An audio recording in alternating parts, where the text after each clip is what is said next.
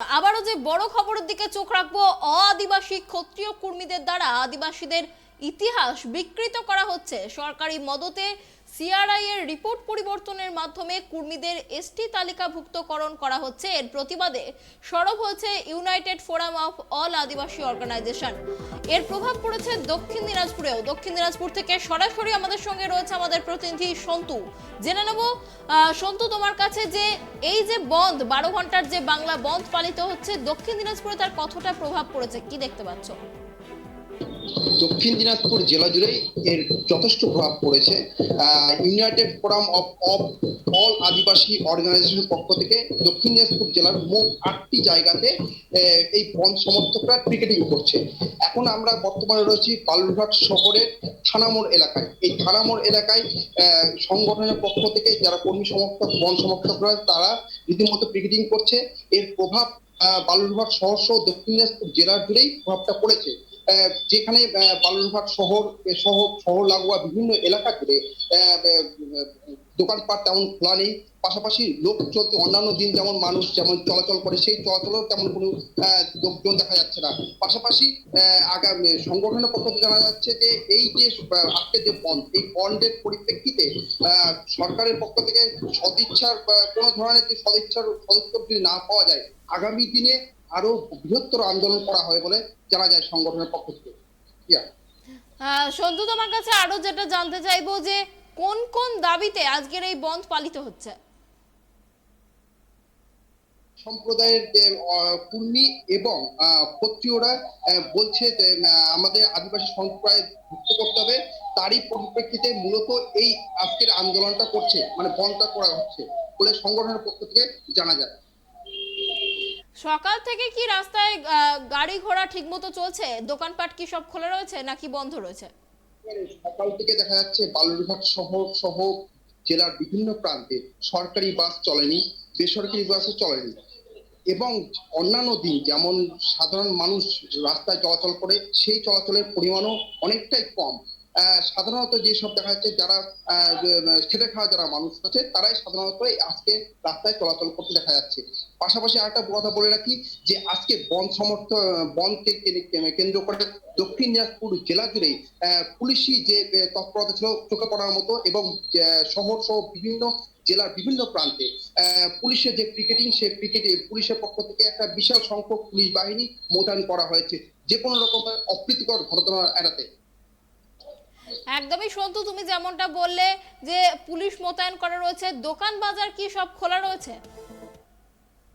দোকান বাজার তেমন খোলা নেই, নামমাত্র খোলা রয়েছে। অন্যান্য দিন যেমন খোলা থাকে, প্রত্যেকটা বাজার যেমন খোলা থাকে, আজকে তেমন ভাবে কোনো বাজার কোনো খোলা নেই। সাধারণত দেখা যাচ্ছে যে দুটাটি শহরে বিভিন্ন জায়গায় দুটাটি চায়ের দোকান না ছাড়া অন্যান্য কোনো জায়গায় খোলা নেই কোনো রকম দোকানপত্র। অর্থাৎ সন্তু, এটা বলাই যায় যে দক্ষিণ দিনাজপুর জেলা জুড়ে সফলভাবে পালিত হচ্ছে এই বন্ধ। একেবারে একেবারে সকাল 6টা থেকে শুরু করে এখন সকাল 9টা বাজে এখন পর্যন্ত কোনো অপ্রীতিকর জেলাতে ঘটনা ঘটেনি।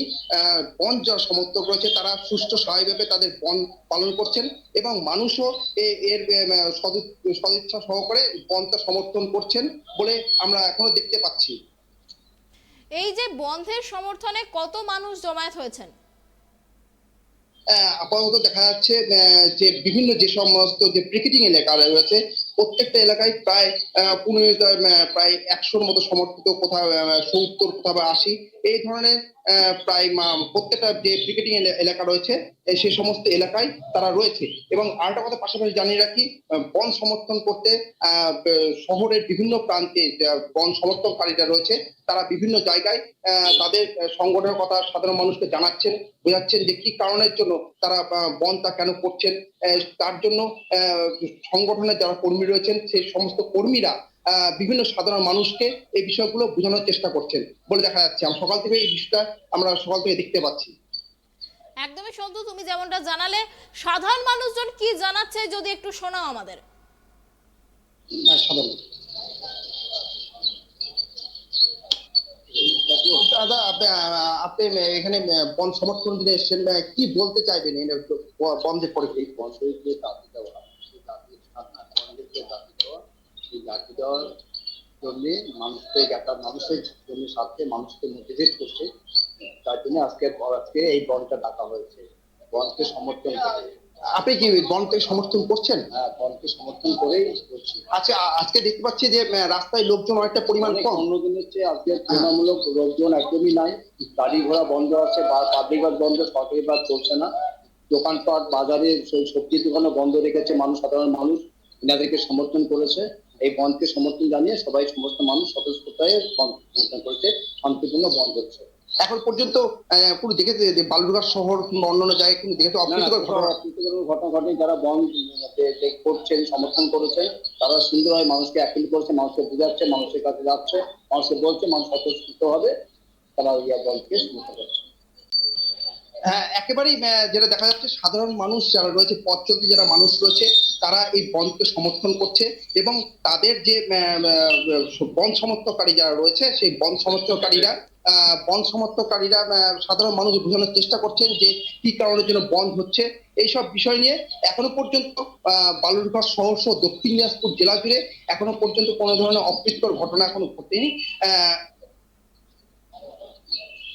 একদমই সন্তু, তুমি যেমনটা বললে যে আমরা দেখতে পেলাম যে যে আদিবাসী ক্ষত্রিয় কুর্মীদের দ্বারা আদিবাসী ইতিহাসদের যে বিকৃত করা হচ্ছে, সেই অভিযোগে যে বন্ধ ডাকা হয়েছে, সেই বন্ধ কিন্তু দক্ষিণ দিনাজপুর জেলা জুড়ে সফলভাবেই পালিত হচ্ছে এবং আমরা যেটা দেখতে পেলাম যে সাধারণ মানুষজনও কিন্তু সেই বন্ধকে সমর্থন করছেন এবং দোকানপাটও বন্ধ রয়েছে।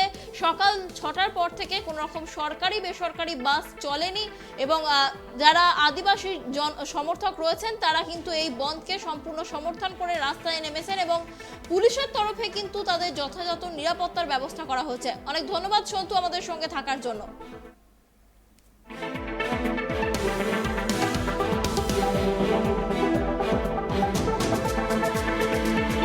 আদিবাসী ফোরামের ডাকে বৃহস্পতিবার বাংলা বন্ধের ডাক। রাস্তা অবরোধ, বাস না পেয়ে ভোগান্তি যাত্রীদের, তবে রেল পরিষেবাকে ছাড় দেওয়া হয়েছে। পুরুলিয়া, বাঁকুড়া, পশ্চিম মেদিনীপুর, ঝাড়গ্রামে বন্ধের আংশিক প্রভাব পড়েছে এবং দক্ষিণ দিনাজপুর জেলা, সেখানে আমরা দেখতে পেলাম যে সম্পূর্ণ সফল এই বন্ধ। দোকানপাট প্রায় বন্ধ রয়েছে, দু একটি চায়ের দোকান ছাড়া সমস্ত দোকানপাট বন্ধ রয়েছে। এছাড়া সকাল থেকে কোনো রকম যানবাহনও চলাচল করছে না।